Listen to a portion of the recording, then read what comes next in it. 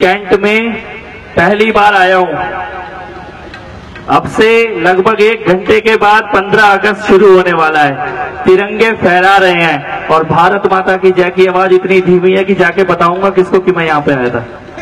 भारत माता की, भारत माता की, वंदे वंदे वंदे। सबसे पहले तो श्याम बाबा के चरणों में प्रणाम, नमस्कार और प्रणाम आप सभी को, दिल्ली कैंट की जनता को, जिन्होंने दिल्ली की विधानसभा को कमांडो सुरेंद्र जैसा विधायक चुनकर दिया है।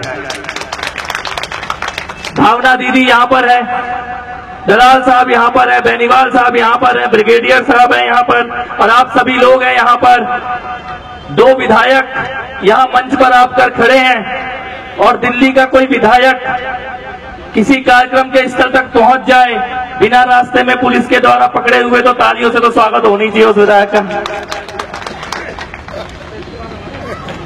हिंदुस्तान में अगर कोई विधानसभा ऐसी है जो इतनी सौभाग्यशाली है कि जिसका विधायक कारगिल में भी लड़के आया हो, जिसका विधायक 26/11 में भी लड़के आया हो, जिसके विधायक ने पाकिस्तानियों को भी धूल चटाई हो, ऐसी अगर कोई एक विधानसभा हिंदुस्तान के अंदर है तो वो दिल्ली कैंट की विधानसभा है। आपके पास कौन है कमांडो सुरेंद्र? आतंकवादियों से लड़ते हुए, जिन्होंने अपनी सुनने की शक्ति तक खो दी थी, सेना से रिटायर होकर घर बैठे थे, पेंशन तक मिलने के लिए मना कर दिया गया था। जब अरविंद केजरीवाल जी के पास आए थे तो पेंशन की कागज लेकर आए थे कि पेंशन मिलनी चाहिए अगर कोई आतंकवादियों से लड़ा हुआ एनएसजी का कमांडो। लेकिन अरविंद केजरीवाल जी ने आज दिल्ली की विधानसभा में बैठाने का निर्णय लिया और कैंट की जनता ने वो बहुमत दिया कि कमांडो सुरेंद्र दिल्ली की, और केवल इसलिए नहीं कि कमांडो हैं, दिल्ली में मंत्री होने के नाते एक बात मैं आपसे कह सकता हूं, दिन में 24 घंटे में कभी इनसे मुलाकात हुई होगी, कभी इनसे बात हुई होगी, कभी विधानसभा में मिले होंगे, सचिवालय में मिले होंगे, तो इन्होंने केवल कैंट विधानसभा में विकास कैसे हो सकते हैं, नई परियोजना कैसे आ सकती है, पानी कैसे आ सकता है, केवल इसी की चर्चा की। 24 घंटे अगर किसी चीज की चर्चा की है तो अपने क्षेत्र, और इसीलिए जब ये विकास के काम गिना रहे थे तो मुझे गर्व हो रहा था कि जिस कामों को लेकर ये विधानसभा में आते हैं, सचिवालय में आते हैं, जमीन में भी उन कामों की शुरुआत। तो एक बार जोरदार तालियां कमांडो सुरेंद्र जी के लिए जरूर बजनी चाहिए। आप लोगों की विधानसभा में, आप लोगों के क्षेत्र में ये बड़े समय से समस्या रही कि पीने का मीठा पानी सिविल एरिया में नहीं पहुंच पाता।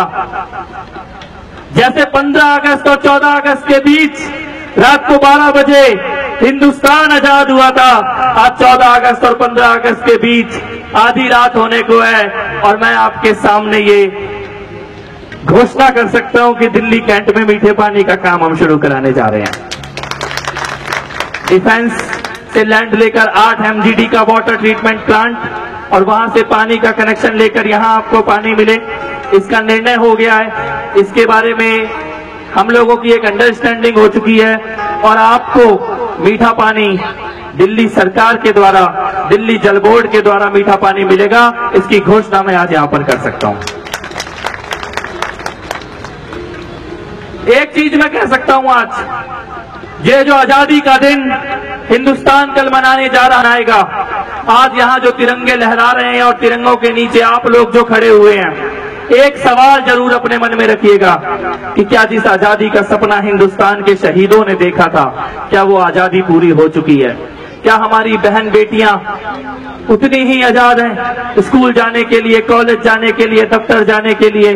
क्या हमारे किसान, हमारे आदिवासी, आज हम में से कितने लोग दिल्ली से बाहर से आए हैं यहाँ पर रहने के लिए? एक बार हाथ उठा के बताओ। मैं देवरिया से आया हूँ यहाँ रहने के लिए।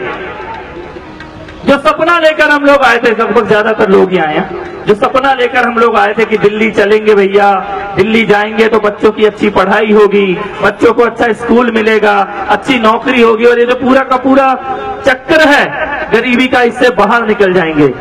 यही सोच के हम सब लोग दिल्ली आए थे। लेकिन दिल्ली आके जब देखा अपने गांव को, अपने मोहल्ले को, तो कई बार ये भी लगा कि कहीं गलती तो नहीं हो गई दिल्ली आके। उसी को ठीक करने के लिए आज अब मैं आपके बीच में खड़ा हूं।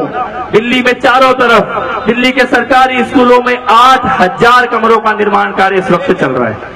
8,000 कमरों का निर्माण दिल्ली के सरकारी स्कूलों में चल रहा है।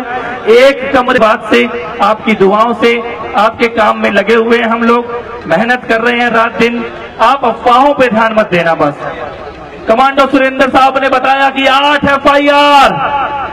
एफआईआर इस वीर जवान के खिलाफ कराई गई हैं। 8 एफआईआर।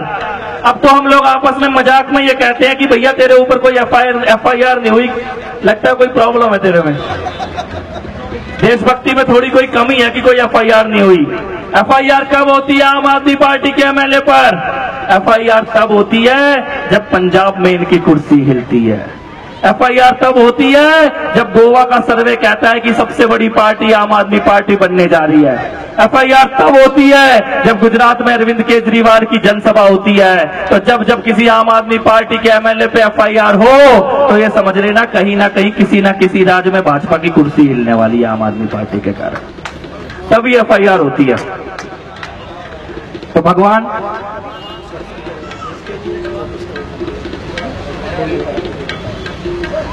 वाटर ट्रीटमेंट प्लांट के लिए 24 करोड़ रुपए की लागत से 8 MGD का वाटर ट्रीटमेंट प्लांट आपकी विधानसभा के लिए हम लोग शुरू करने जा रहे हैं। और 15 अगस्त की स्वाधीनता के दिवस की एक बार पुनः आपको बहुत बहुत बधाई, बहुत बहुत शुभकामनाएं। मिलकर आजादी का ये दिवस हिंदू मुस्लिम सिख ईसाई सब लोग मिलकर बनाएं। और जैसा कमांडो साहब ने इस देश के लिए अपना जीवन दांव पर लगा दिया है, वैसे इस देश के लिए, तिरंगे के लिए हम सब अपना जीवन दांव पर लगाकर अर्पित कर लगातार चलते रहे। बहुत बहुत शुक्रिया यहाँ बुलाने के लिए और इतना प्यार देने के लिए। बहुत बहुत शुक्रिया साहब। भारत माता की, भारत माता की।